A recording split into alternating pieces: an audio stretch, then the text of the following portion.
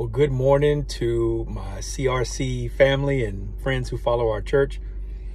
Getting ready to go into the office today. We have about 2 weeks left in maybe a little bit under 2 weeks left in our 90-day challenge. We started at the beginning of the summer just thinking, hey, we can make some progress in our relationships and our walk with the Lord, in our evangelism and our personal holiness. And it's been an interesting summer. It's been a challenging summer to this point for many of us. And some of you may be thinking, wow, I didn't really move forward the way I want to. Okay, I'm with you on that.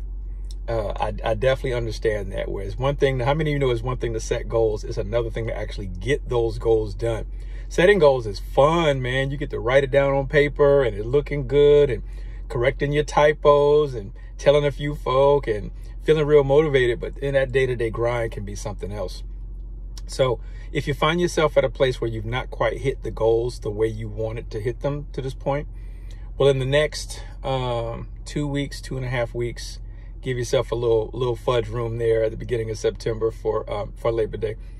But just do one thing. Like, what's the one thing, two at the most, what's the one thing that you can move forward just a little bit?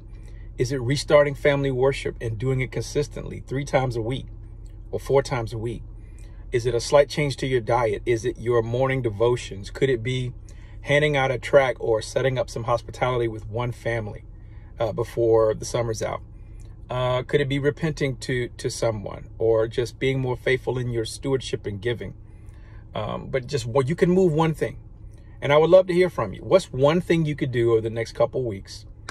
What's one thing you could do to move forward just a touch, right, before we start the fall? Love you all, praying for you. Keep pressing on in Jesus. I know life isn't perfect, but we serve a perfect God.